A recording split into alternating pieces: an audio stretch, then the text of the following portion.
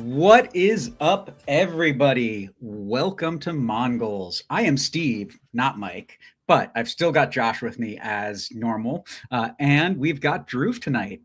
So we got a lot to talk about, guys. It was a really busy week, and it's not going to slow down anytime soon. So, yeah, Josh, how you doing, man? I've seen you a lot this week. It's been great. Yeah, I'll say I feel like it's the summer of hounds already, and it's because we had the Open Cup game, we had this game, then we also had All Hounds Eve as well. So it's been a lot of SEAL Army activity and Riverhounds activities, which is fantastic. Yeah. Drew, I mean, same. I've seen you just as much as Josh. You have something a little bit new that you debuted last night. So tell us about the new Mondo suit in transition.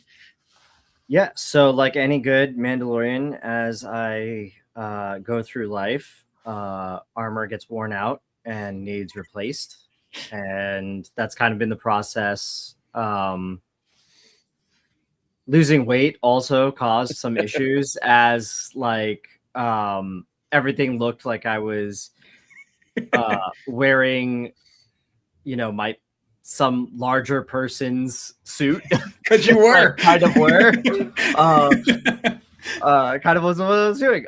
Which is, just having things be a little better fit on me, refreshing the paint job, changing things up. Because as much as I liked how I looked in the old suit, I think there was just too much yellow. And actually, the funny thing is with the jersey reveal, I can now actually finally say this because I've been keeping this in my back pocket for a little bit. The jersey reveal kind of confirmed how I felt and what I've been working on over the wintertime, which was less yellow. Yeah. And just because the spirit is black with yellow trim, like little hint of yellow, little hint of white, little hint of blue. And so that's what I strove to bring. Cool. Nice. Yeah, the suit looks great. You look great. It's fun to see you. You had sent me a picture earlier in the week, but seeing you in person, just, man, awesome job with the weight loss, and you look great in that suit. So I'm thrilled for you. So, guys, we got a couple wins to talk about. We've got some other things to talk about.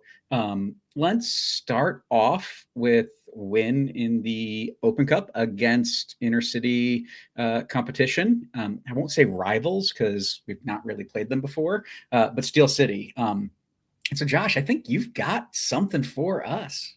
I mean, I was actually there, which was wait, I don't. Yeah, sorry. Yeah. Unfortunately, that's going to have to be for both games because I did not bring 2 drinks up here. Oh no, hold on, I can't fix this. Okay, well, and Drew does off screen for next game, but yeah, for this game, this is a victory beverage. Yeah, yeah. So before we get into the conversation about it, Josh, you were there. I had previous plans that I couldn't change because of the reschedule, and I know Drew watched the game. So we'll get into kind of what we all could see, but I'm going to rely on the two of you guys to kind of talk a little bit more about what you actually saw, since it's hard to watch the Open Cup games afterwards. You can get them on YouTube, but when you know what's happening and the feeling of it. But I mean, before we get into it, let's see what Laura Ellen has to say. And now, hey, sir, 1 minute reactions with Laura Ellen.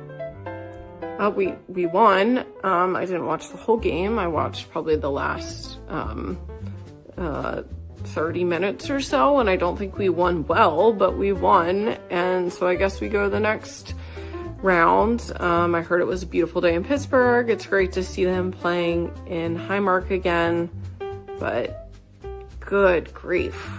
We need to get better. Anyway, go Hounds. This has been Hey Sir, 1 minute reactions with Laura Ellen. The smile at the end. Yep, go Hounds. All right.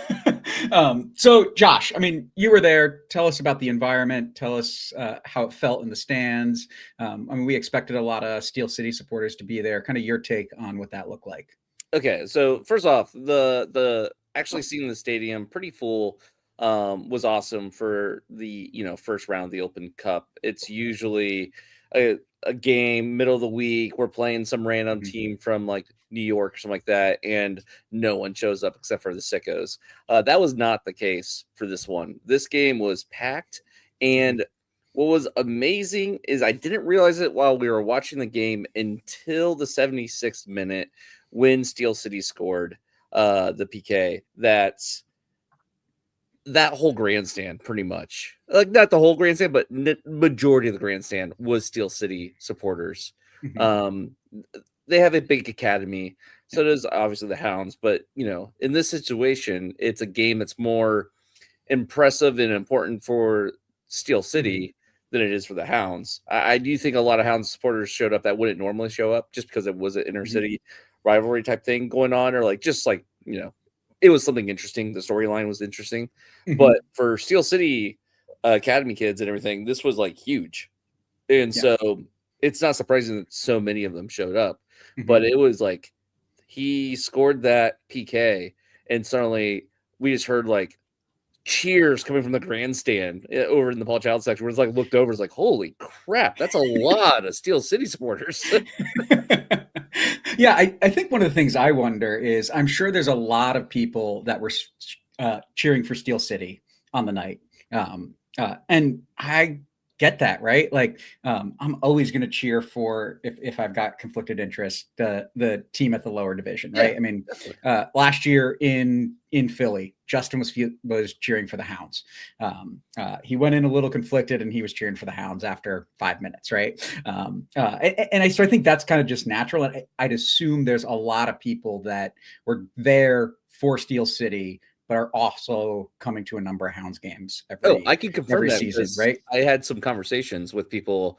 Usually what I do is like second half or like, so I'll start walking around the stadium and just kind of like go to different spots and just watch the game from different areas. And when I was doing that from the corner near the entrance, I was watching the game right there, and I started talking to this couple. And she was like, because I was telling someone else about like who Steel City is, what league they play in, how that relates to the Hounds and league level. And then she kind of jumped in because she has, she normally watches Steel City, but she's also a huge Hounds fan. So she's like, we have season tickets for the Hounds. We're here as Steel City supporters today. Yeah. Like, so there was plenty of people there who were, obviously Hounds fans, but if you're going to watch that game, you're going to probably, if you have a vested interest in both clubs, you're going to be watching it as a Steel City supporter. So I'm sure it was a lot of fun for the Steel City supporters. Yeah. So let's kind of talk about the game. Ended up being a 2-1 Hounds win. Started out, we saw a lot of rotation on the field.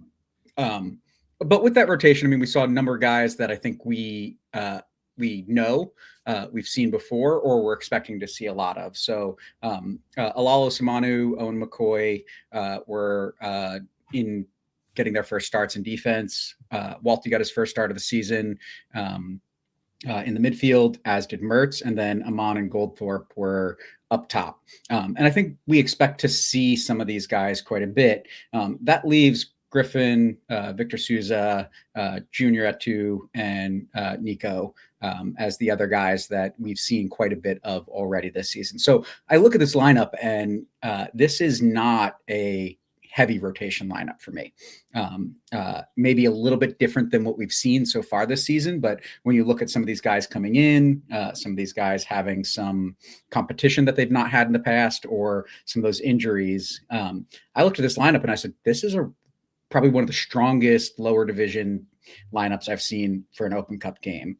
Drew, kind of tell me your thoughts on how you felt when you saw who was on the field and what your expectations were, and then kind of what you liked and what you didn't like from the play on the field.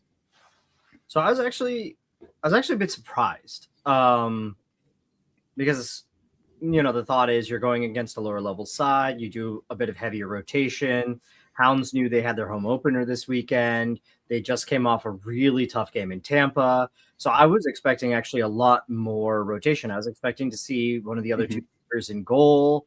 I was actually expecting not what I saw. Like I was actually really surprised. I believe my comment was, I was actually on Twitch at the time, and I said, "Oh shit, the Hounds are going for it."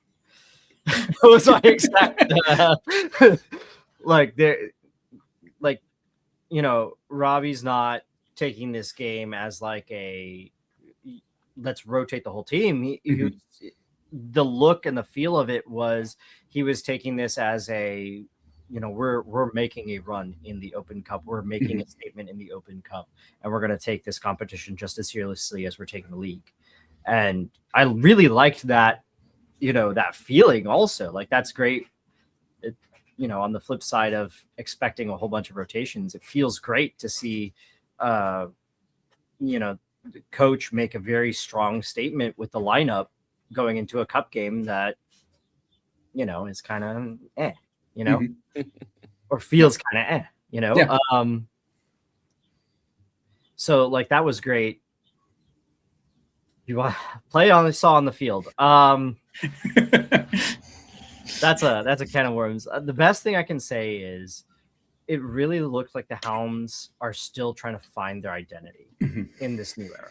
Like that's how I felt in the Open Cup. It just felt disjointed. It felt like a lot of people were in, maybe they're in the same book, but they're not on the same page. Okay. Right. Like they're at least using the same playbook. I think that was an incredibly soft penalty. Like I don't see that being given in USL League play, but I absolutely can see how that was given during an early round of an Open Cup. You know what I mean? Like I think if the situation was reversed, the Hounds are not getting the PK. Yeah, I mean, I will say, watching it live, I was more okay with it as a PK. But watching it back, not convinced that it was in the box. Right. The angle it was in the box. The ball was not in the box. The contact was in the box. Okay, that's fair. And then also, just the contact did not feel like it warranted it at all. The contact was they're both jockeying, and one guy falls to the ground when he didn't even really have possession of the ball. They both had an equal opportunity on the ball. One guy just falls down. That's not a PK. Yeah. Or up further in the field, elsewhere in the field, sure, you could call that a foul. That's not a PK.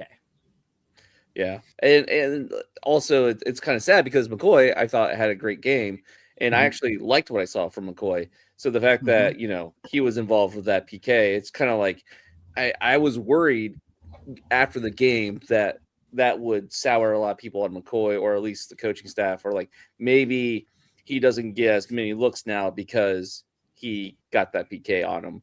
But I was obviously wrong once we started talking about the next game. But I was happy with McCoy during this game. I will say that. As far as play goes, it feels like I can say this about both games, but especially in this game, we were playing down to our opponent instead of playing at the level we should be playing at.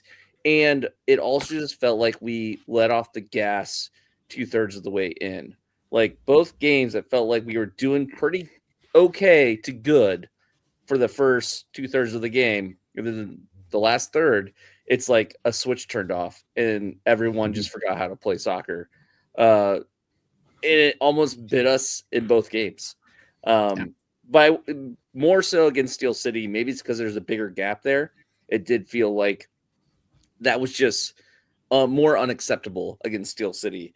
When you're playing another team in your league, you let it go a little bit more and say, like, you know, they're both pro teams, but it's Steel City. We should have been much more comfortable behind the ball, controlling that game, and we just weren't.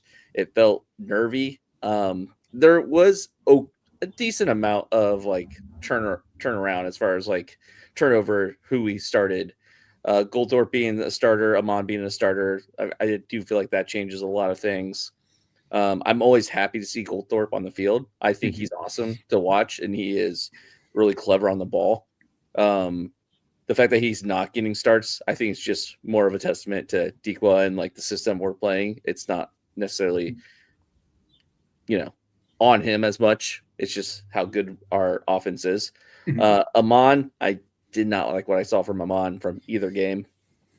And then I'm also, my understanding is Campuzano got the start not because they didn't think Sheridan was good enough. It was because Sheridan was a little injured. He had a little shoulder issue. So I think Sheridan would have started this game, would have been The plan was to do the rotation, and the plan was to do it. And because when a lot of people saw Campuzano, they're like, does this mean Campuzano's no longer the first? Maybe this is like, we're putting in our backup. It doesn't mean that. Oh no, I didn't think that in the slightest. To me, it felt yeah. like we're going stronger in the lineup. That's how it felt. So, I mean, Josh, you talked a bit about playing down to the level. Liz said that it looked like we didn't know how to take charge of the game. So I don't know if you guys were talking about this in the car ride home or not, and developing that probably, I guess, is my guess. But just that is kind of a shared sentiment, I think, is something that I think I felt at times throughout the game. I mean, it was a good win in Loudoun, but it could have been a better win. Right. And then we haven't risen to the level of some of the other teams that we've played. It's interesting. Actually, both these games are games we won. We got 3 points, but neither one of them you come out feeling like, all right, the Hounds are on a roll. Like we should be feeling like, okay, 2 wins in a row, both at home. All right, this is great, but neither one of these feels all that satisfying of a win. I know that Vincent, his post-game interview after this one was basically all negative. He was just like, that was not it from the Hounds. Like the guys switched off. They weren't playing good. Like this is not the acceptable level of play for this team. And it's, you're winning 2-0 for most of the game. And then you get unlucky PK. I would say it was unlucky. But he was still not happy about it, which I agree with. And I don't think most of the players were happy with it either. Talked to a few of them about it, and one of the comments that somebody said to me was, that was the worst win I've ever played in as a Hound. And I think that's a pretty critical way to say, yes, we got the result, but it wasn't good enough. So I guess one of the things that makes me wonder from the two of you guys is, are you concerned, or do you see this as trying to make the adjustments with new coach, a lot of new players, a new system? I want to hear you guys before I respond. Drew, are you concerned? No. Why not? No. It's 3, 4 5 games in. No, absolutely not. I don't count last year as like Rob truly putting his own stamp on the team. I don't think Rob does. I mean, I know he doesn't. Right. Like that's not to say he didn't lead that team. Right.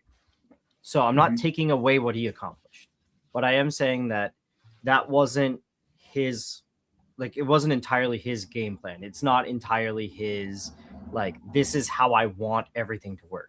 It was more of a system of, this is what's working for us right now. Like, let's make the momentum go. And you have somebody who's at the wheel who knows how to keep the momentum going and how to keep motivating the guys and how to keep that momentum going. That was last year. This year this is my vehicle now. Right. Like, and I think a little bit of it is also him translating what he wants to the players. A little bit of it is him figuring out what he actually wants to see, and the players meeting that. I think that's what it comes down to. So I'm not worried yet. We've certainly in the last 5 years have seen much worse starts and much worse times. I just want to point out, we've seen a lot of goals. Yes. In 5 games. Yes. Even if you don't include the 2 from the Open Cup, we have seen a lot of goals. Yeah. No, I I really appreciate what you say there. And one of the things it makes me think of is not only getting the players to adjust to what he wants, but him adjusting what he wants based on what the players' skill sets are, right? I think it's like you can come in with a vision as a coach and say, this is what I want to do. But when the cleats hit the plastic and rubber on the field, like it doesn't always just work out because you want it to do that, right? Like you've got different players with different skill sets, different things that are going to impact the way you have to then make adjustments. And I appreciate you kind of referencing that. Josh, are you worried? I feel like the fact that I think we're still seeing changes to the back line. I'm not convinced the back line we've seen, first 2 or 3 games is the final back line. Like I do think McCoy should probably be in there instead of some other guys. And I'm actually thinking a Lal should be in there instead of some other guys. Like Josh just offended a lot of people. Yeah, honestly, I think a Lal is a better choice right now, as far more reliable choice. So I'm surprised he's not getting the start. And those changes might be what it needs to happen to kind of like get it going. I think that is still being worked on. I am a little bit worried because it is a little bit late now to be making these changes like just now, unless there was injuries I don't know about. And like maybe the Law was injured, so that's why he wasn't starting, but maybe he's getting better because we have seen him come on now. But I don't know. I just don't think that the back line is solidified as far as the talent or the personnel. Yeah. So I think I can speak to a little bit of that I think Rob would agree that he's not convinced that the back line is set yet. My conversations with him have been really around kind of, hey, I think these are the 3 that look the best in preseason. And that's what we started with. And as some of these other guys are getting some more experience, learning the system, learning at this level, they're putting themselves in positions to get some minutes. And I think that kind of became evident this week. To injuries, nobody injured, but a real clear indication that they know that Guy Vactor is not going to play 35 games this season. That whatever the knee issue is going to keep him on the sidelines at times. And so it sounds like to me that they are working really hard to ensure that he doesn't actually get an injury. And so if he's got a little discomfort, they're willing to pull him off out of a starting lineup rather than risk him going down for an extended period of time. So I think that's also part of it, that not injured, but cautious with one of the defenders that I think we are expecting to rely on a lot this season. Josh, any other takeaways you got on this one? No, it needs to get better. I mean, obviously that's the biggest thing. This did not feel like we were playing a USL League 2 team. It felt like we were playing a lower table. It felt like we were playing jacks. So that's the worry. And it just needs to get better at that. Yeah. All right. Well, guys, we gotta actually pick who we like in this game. So we got to do our top 3 for Hounds versus Steel City in the Open Cup. Drew, give me a name. I'm gonna give it. Oh God. You know what? I'm gonna say Junior. Okay. Tell me why. Junior put a lot of mileage, and he really reminded us why his nickname is Jet. Like, he was this very speedy. Nobody could keep up with him on the field. Okay. Like, and he really showed that speed, and he really showed that talent there. Yeah. And I just want to throw out there for the people who think this is just speed. No. He's not only speeding down the line, he's controlling the ball as he speeds down the line. He's not just booting it 10 yards in front of him, 20 yards in front of him and running to the ball. No. The ball is like glued to his feet as he runs. Like, it's beautiful to watch him. Yeah. Josh, give me someone else. I mean, the easy answer is All. All did do a great job when he was on the field, he was just fun to watch. And I want to see this more from him because I didn't feel this way necessarily for the next game, but in this game he definitely showed up. Yeah, I think I agree from what I was able to see and kind of going through the game and watching all the highlights and whatnot, that he just looked like he was clicking on all cylinders when he had the ball at his feet. And to score that goal was absolutely beautiful in that traffic. So, all right.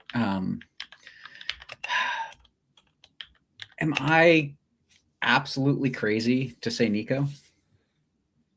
Because, the only reason I would not say Nico for this game is because I don't really think as much as Steel City was, looking a little bit scary for, the level that they're at compared to us. They didn't have that many shots. Like they're 2 shots on target, I believe, in a total of 5 shots. So like, I don't think Nico had much to do in this game. He had 1 PK and like, I don't know. I personally wouldn't. Well, then you got to give me someone else. Because I just like that from what I could see going, like, scrolling through the game, like, he was making a lot of plays where he was aggressive and shutting down what was not what I expected to see, right? Like, I expected to see him have to do very little. And I felt like he had to actually work hard to help the defense out. But I don't know. Like, I didn't get to see everything in real time, so it's a different feel. So, is there someone else you like, Josh? I mean, I remember commenting that Barnes had a good game, so that would be mine. I'm gonna be quite honest. I don't think there's really a third person here that is head and shoulders up there that deserves it.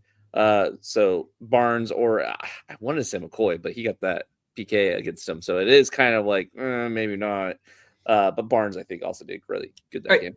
To be fair, though, I don't know that we could fault McCoy for that PK either. I mean, like, I get that's what a 6 of one, half a dozen of the other kind of situation.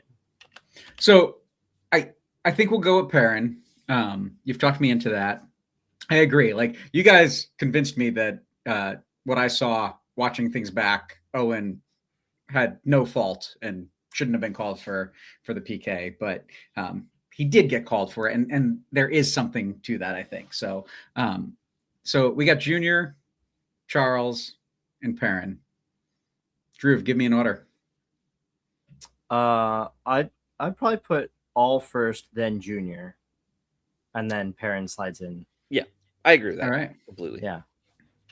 All right. Well, there we go. We got our 3. I think it'll be easier in a few minutes when we get to the other game, which we can talk about. So, Drew, I believe your turn to make some popping noises for us. Oh, yes. You're like, oh, it's been sitting here.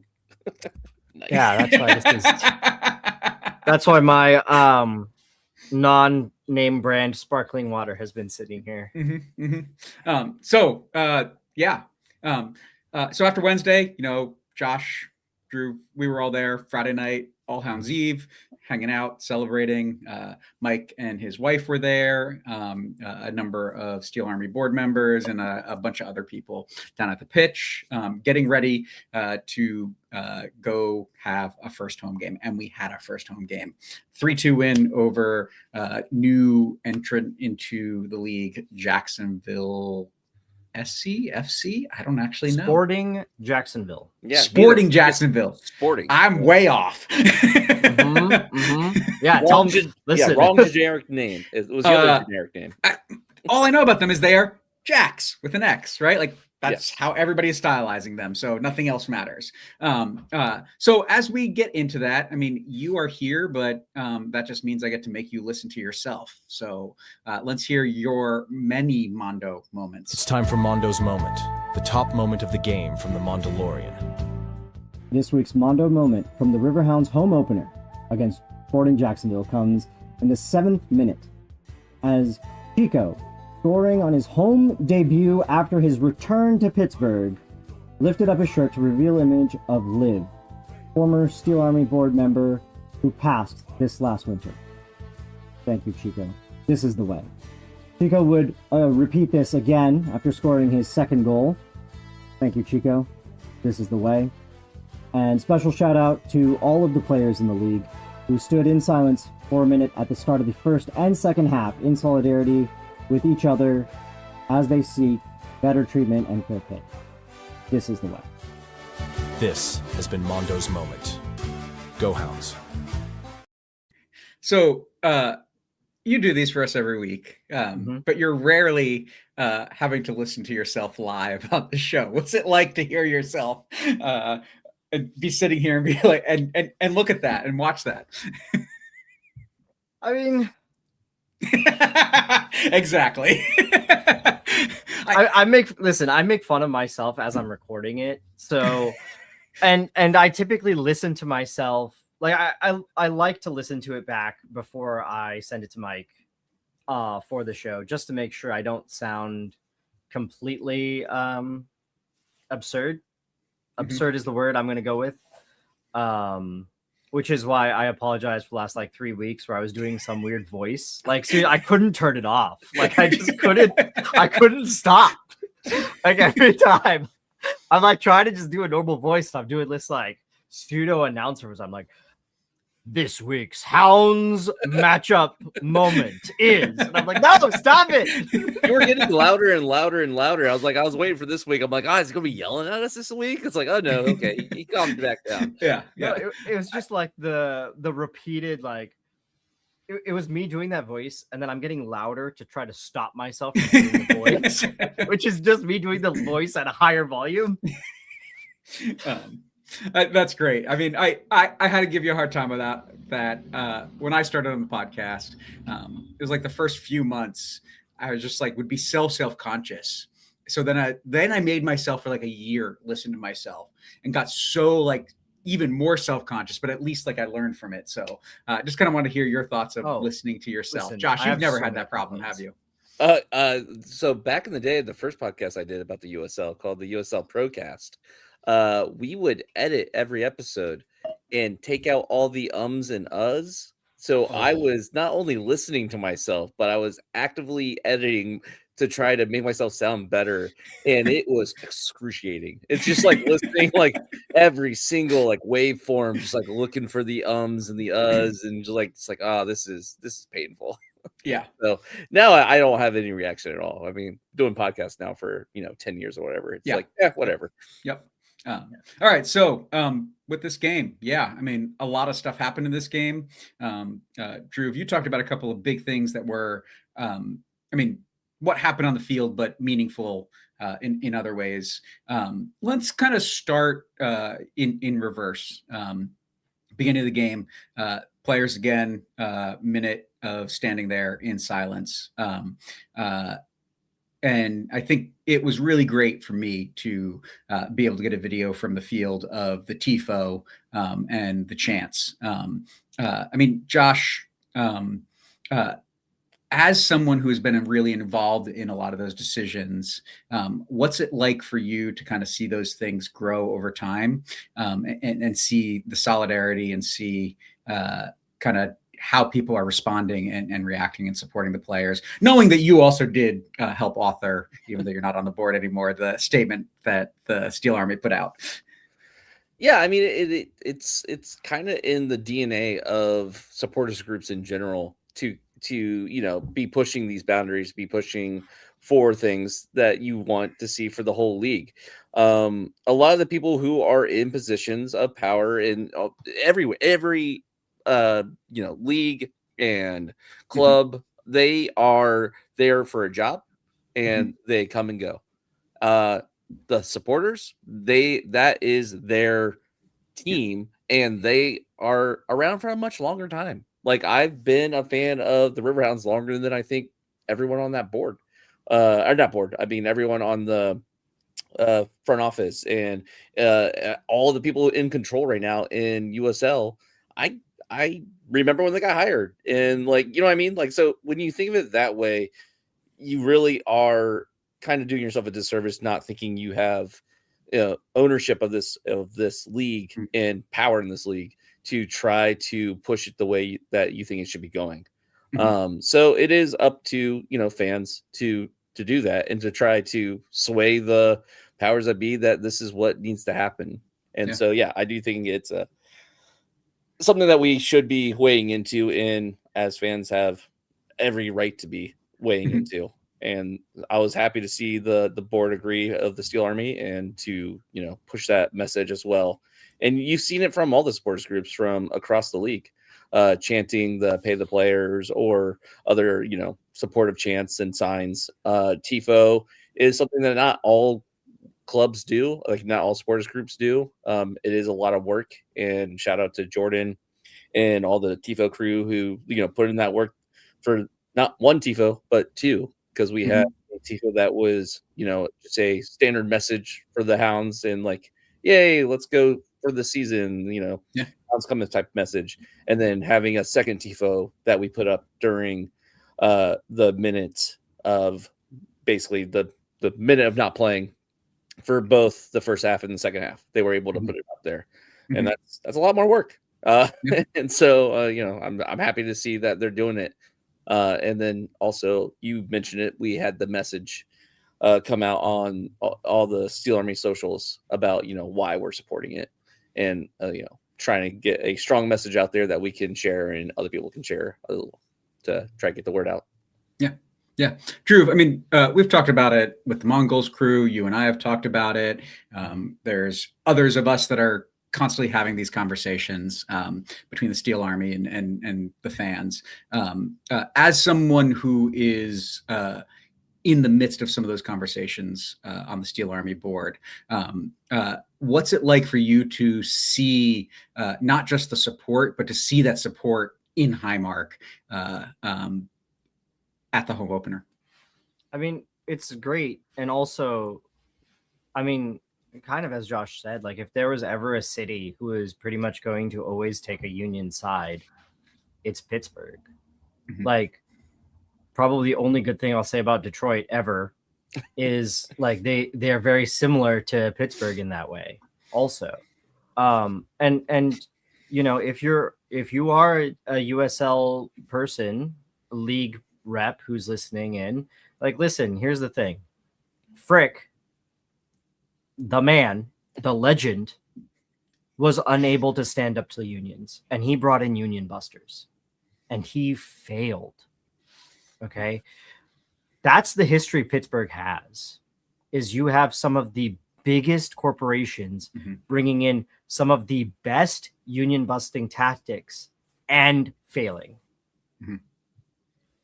And like, I'm not saying just, give in, but like, I'm also kind of saying just give in, because this drama is taking away from the excitement of the league. And all you're doing is causing more ire from the very people that this is not the year to do that. This is the year where soccer is going to be the biggest in North America that it's been in a very long time. Use that enthusiasm as a runway. Use that enthusiasm as a way to say, look at what we're doing with our players. Look at what we're doing with our fans. Look at what we're doing with the other teams in the league. Like, look at what we're doing together. Look at what we're building together. And you can tie the US Open Cup into that. You can tie your Prinks Tires Cup into that. I had to think about the name for a second there. The cup formerly known as Jägermeister. Yeah, I was about to say no longer Jägermeister Cup. The USL Cup. Like, you have all of these opportunities this year to springboard. But the only way you do it is if everybody does it together. And the only way you make a big impact is if everybody does it together. And the best way you can do it, like, this is the year to say, you know what? Let's do something extra for the players in this moment and buy us some goodwill, because that will buy us more attention in this market. Because you're trying to start a league that's going to compete with the MLS. You're trying to start a league that is a Division 1 in a country that has a Division 1, right? Like, you're making big moves. How do you convince, Target who has a t-shirt sponsorship in the MLS, to also invest in the USL? How do you convince Dick's Sporting Goods, who has stadium naming rights in the USL, to invest in the MLS, to invest in the USL?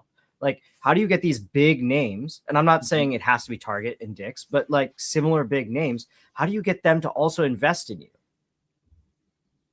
You do big moves that buy goodwill. Mm-hmm. Yeah. I mean, I am also on the player's side. I'm not going to discount that. I'm not. I think that's obvious. But I'm just trying to say, like, and the other thing is, a lot of these players' demands is trying to set a standard for this league that can only benefit the USL. Mm-hmm. Right. And that's what a lot of the discussion is like, we all want the USL to succeed, mm-hmm. because what the USL stands for is just beautiful, because it's the game in a lot of places that are overlooked by the MLS. It's the game in a lot of places that wouldn't necessarily get the game regardless. And it's a chance to get also the stars of the world playing in your country. Anytime you have a Division I league, you have a chance for world stars to play in your country. Mm-hmm. And you see that in the NWSL. You see that, like, you can see that everywhere. Like, players from across the world came to the NWSL because it was groundbreaking for a women's league. There's no reason the USL can't mirror some of that. Yeah. Also, going to point out, recently, NWSL just signed a big deal with their players that gave them a lot of rights. And look at how many players are suddenly coming to the NWSL. A lot of big women's players are coming to the NWSL because of that. Yeah. Yep. Yeah. I think you're 100% right. I really appreciate the breadth and depth of your thoughts on that. So we could talk about this. I think I could spend hours talking about this for hours, and you and I have.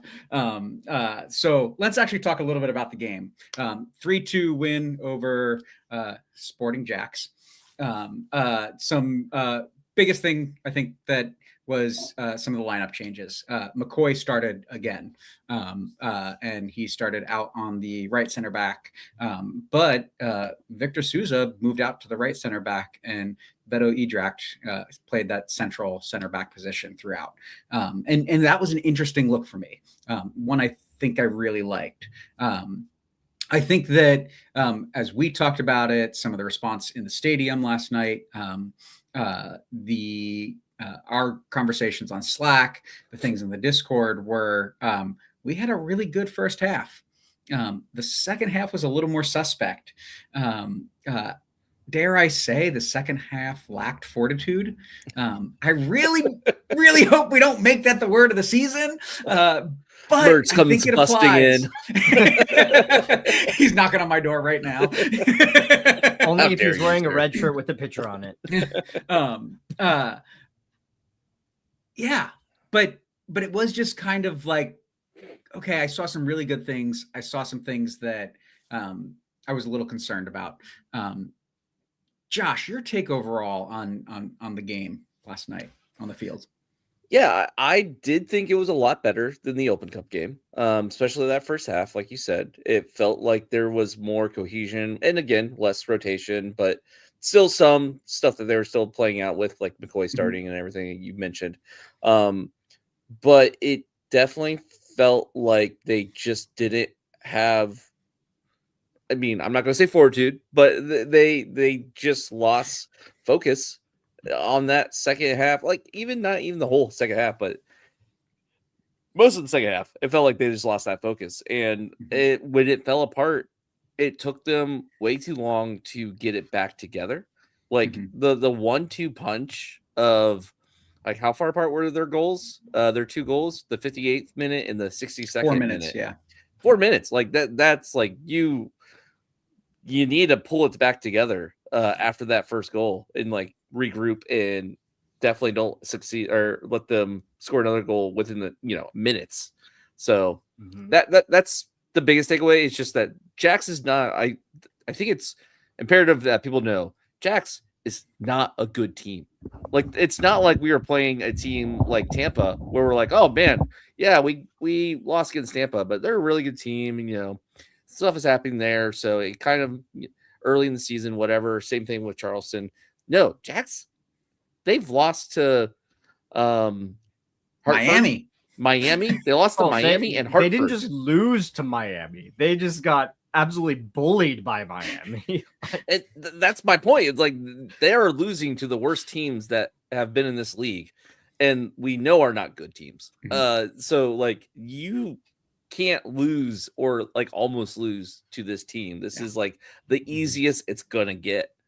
And if you can't win this game at home, what are you doing? We did win it. We scored multiple goals, 3 goals. Awesome to see, but it was definitely way too close for comfort again. So, yeah. Drew, give me a takeaway. I'm going to say something similar to what I said about the midweek game, but a little bit better. What I saw on Saturday was a team that you can tell that in moments they are all on the same page. And you can see a little bit of an identity starting to come through. I think there's a little bit of, for lack of a better phrase, lack of experience maybe showing through. With like, especially as soon as the other team scores, they fall apart a little bit. But here's the thing. At the end of the day, last year, when the Hounds went behind, they never won a game. I'm pretty sure they did not win a single game last year where they were behind, where the other team scored first. And we've already overcome that this year. Right? I think there is strength in this team, but it's a matter of relying on that. I really am trying not to say fortitude. That's all I want to say now. I'm like, what other words do I have? What are other synonyms? But relying on that experience also, because you have experienced leaders on the team. Look at how those players are not unsettled after conceding. Look at how those players are not unsettled after making a mistake. And like, let that comfort you in knowing, hey, it's okay that I made a mistake, because you have your team who's behind. Right. And I think that's like I think we're getting close, or at least it feels close. It feels like the pieces are coming together and the puzzle's starting to make sense. Yeah. For me, I really, giving up those goals, not great. Right. But we talked about it in the first game of the week, when Charles came on and made a big difference. For me, the game changed again when Robbie and Elliott took the field right after giving up the second goal. That for large parts of that interim time between when we scored our third and when they scored their 2 goals, we looked like we didn't have control of the game. I felt like they were in our half, and they weren't in our half a ton, but they were in our half then. Those 2 guys came in and really helped push, I felt, the ball back into Jacksonville's defensive half of the field, and really made it much more challenging. They were on the ball. They were doing some good things. And so for me, I think not necessarily that either of them stand out on the score sheet or the stat sheet very much, but the impact that they made was really good to see. And I think seeing Robbie come in and do that, but then also seeing a player that we're less familiar with, but we're excited about in Elliott Goldthorpe, also have a similar impact was really, really nice for me. So, Josh, you got anything else in this one? I mean, I would like to talk about some of these goals. Since that was fun to watch. First off, Dikwa. People need to understand. Dikwa called his shot before the game started, like weeks or a week before. Like it was a while.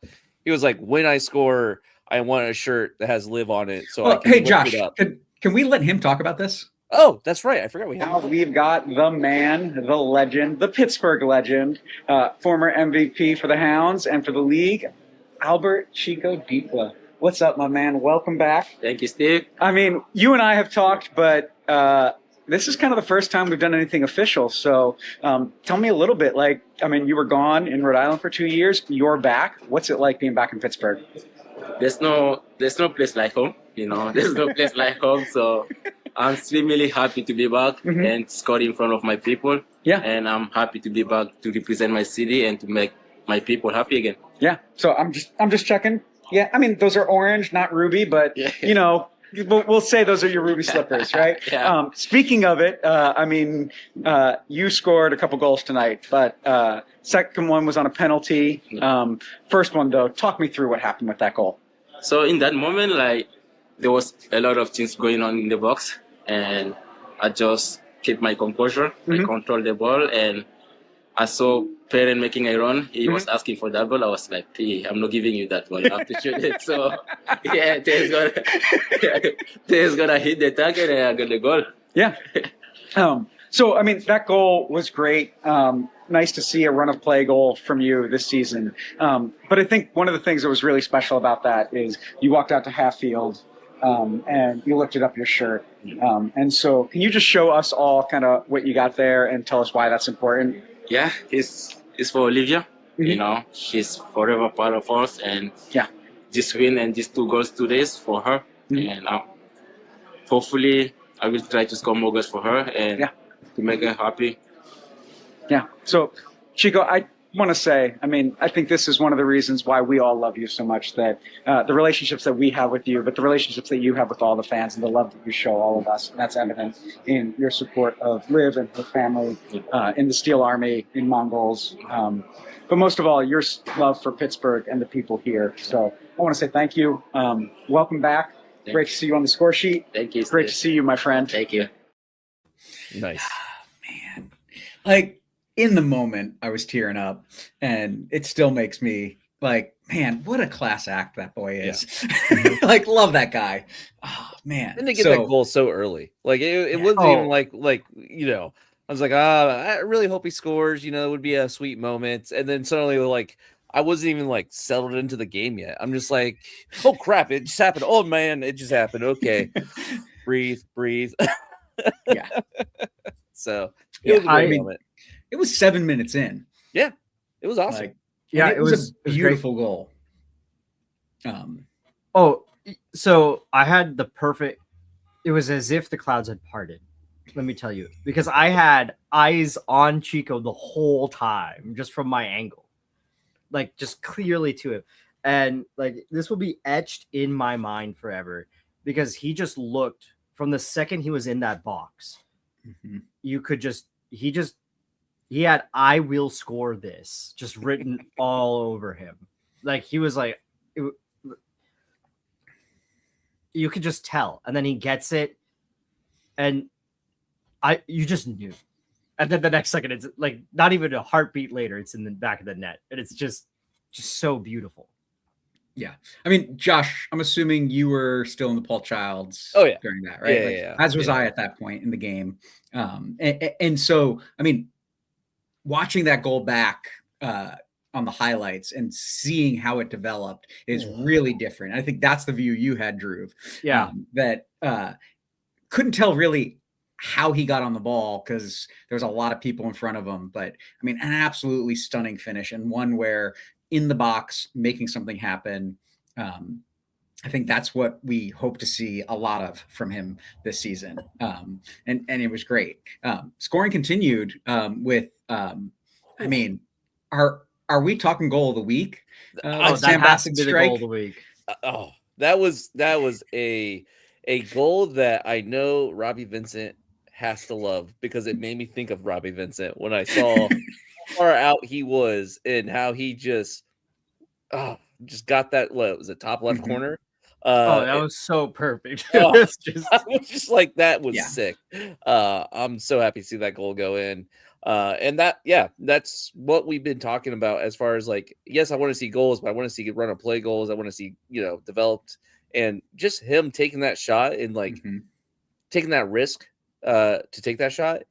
I want to see more of that. I feel like a lot of teams, you have that so often and they go so wide, and you're just like, why are they doing this? Why are they being this selfish?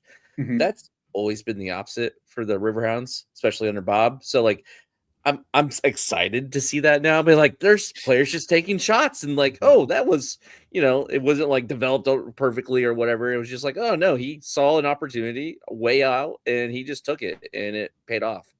Yeah. I got to talk to Rob about that goal. I mean, the whole night. And he raved about the goal.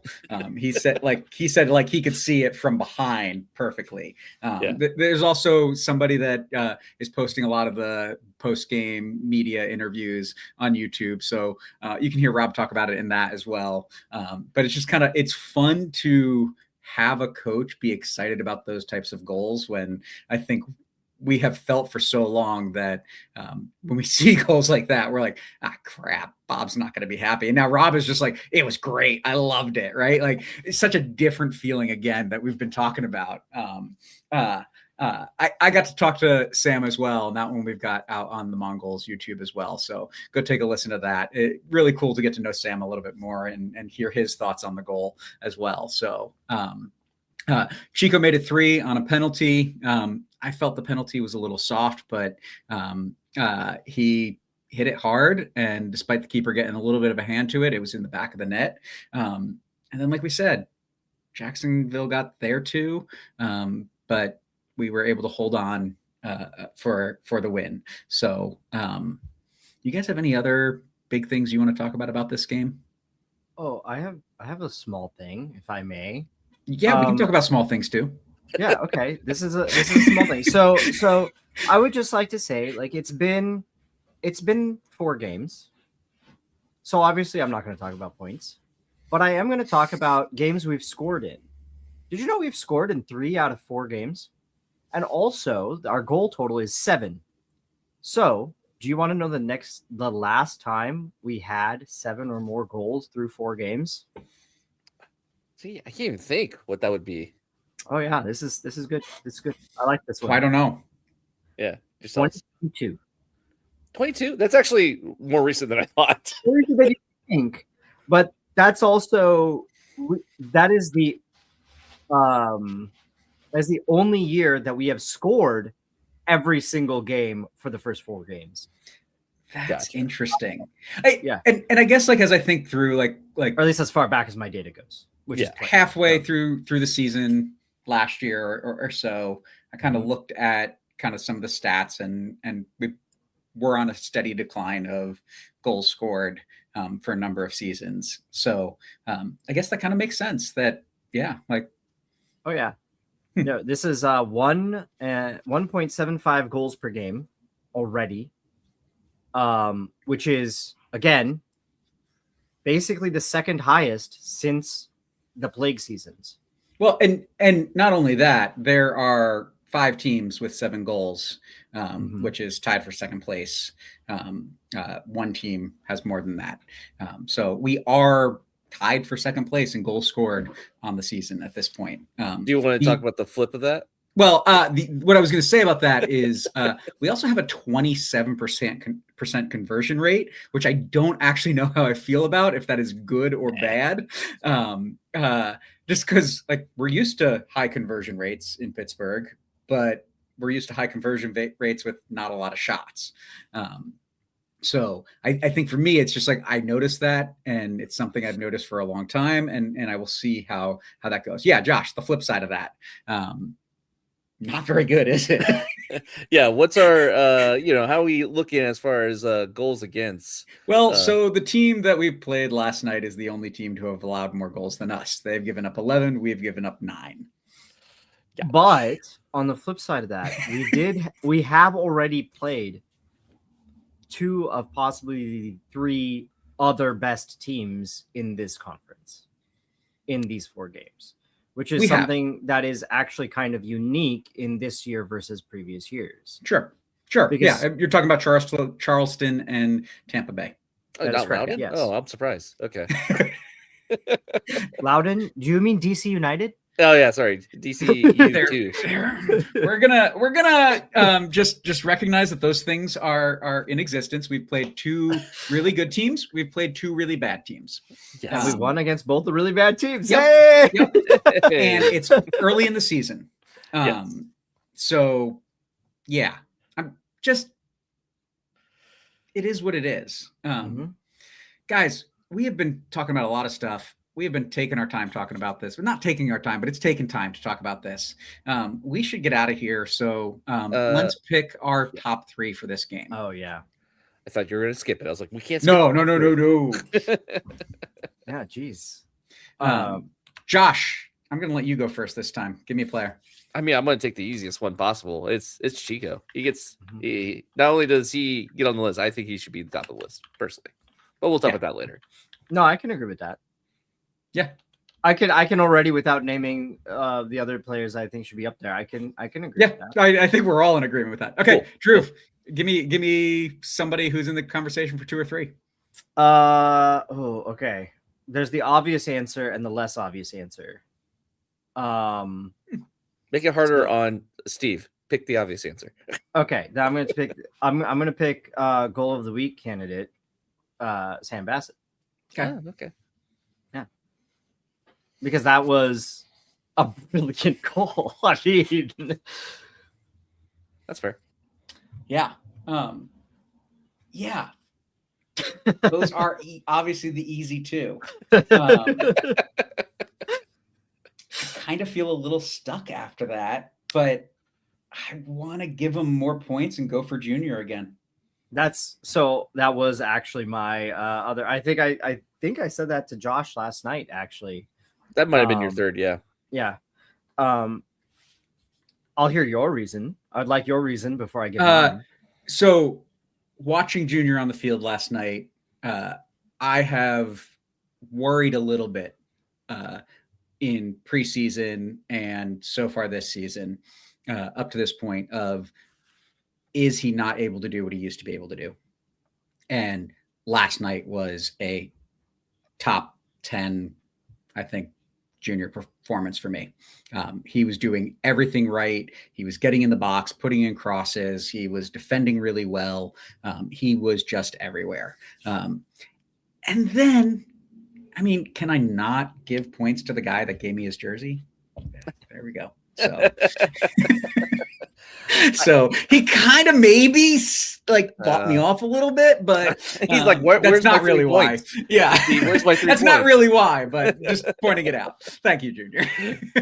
No, I mean, I think we saw more last night that we saw in the midweek. Like, he had that defender in his pocket the whole time. Mhm. Like, and then on defense, he was picking pockets. Yeah. Like, he played both sides of the game, and he was incredible on both sides. All right, so we're going Chico, Sam, Junior. Do we think that's the right order? I think we do. 3, 2, 1. I think that's the. Yeah, I agree. I could see an argument for Junior at 2 and Bassett at 1, but that was such a good goal, and he had a good game too. And he had a good game, right? Yeah, Yeah, he had like that was the only thing he did. Yeah. If that was like if that was like a diamond in the rough, Yeah. in the game, then yeah, I would say Junior would go ahead. But I think Sam was just so solid all game. Yep. Agreed. Guys, this busy watching Hounds, being at Hounds is not over. We've got another Open Cup game this Tuesday, 7 p.m. here in Pittsburgh. Virginia Dream FC. What do you want to see in this game, Drew? Give me a 30 second hopes. I want everybody on the same page. Yeah, I think that's honestly, that's it, everyone on the same page. I want it to look like we're playing a lower league team. I don't want it to look like we're playing a rival or a team that is, in USL Championship. That's What I expected to see against Steel City was the way the Riveters walked Steel City. Yeah. That's what I didn't get from the Hounds. Yeah. So what I expect to see against Virginia Dream FC is what the Riveters did to Steel City. Mm-hmm. Yeah, no, that's fair. I think the only thing I would add or say different is I want a clean sheet. Like, I want a game where we don't give up a goal. That's important. We've got to get it. I don't care who it's against, so let's do it now. And then they're away against Indy 11 on Saturday, 7 p.m. So Indy's kind of been middle of the road. We can talk about all sorts of those things, but I also do think at this point in the season, it's kind of like looking at the table. Like, does it matter who they have done what against as much as how good are they doing? And I guess I'm not super impressed, but we know they're dangerous and we know they've got a really good keeper. So yeah, I think they should be able to get points out of this game. I don't know if it's going to be 3 points, but I definitely think they should be able to get at least a draw out of Indy 11. And if they do, I will start feeling a lot better about this team than I have been in the past. I think the disorienting thing is, for me, this is now I want Chico to score against Dick, whereas for the past 2 seasons, I've not wanted Chico to score against Dick. Right? Yeah. Oh, how the turns have tabled. Yeah. So it's just like, oh, wait, yeah, this is different. So yeah, guys, thanks for joining me tonight. You guys all got to hear what we think. Let us know what you think. You can touch base with us. You know where we are. The social media places, YouTube, mongols3@gmail.com. But it's been great talking about these 2 games and everything else that happened this week. And I guess we'll be back talking about a couple more games in a week, Josh. And yeah, we'll have 1 or 2 or 5 Mondo moments from those 2 games, I'm sure, too.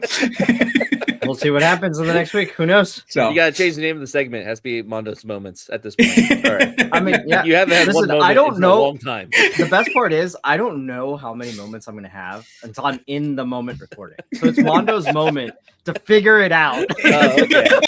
I just misunderstood the name. I get it. Okay. The moment isn't about the game. The moment is about Mondo figuring it out. Gotcha. All right. Well, guys, thanks for joining me. Everybody, thanks for listening, and we will talk to you very soon. Later. Take care. This is the way.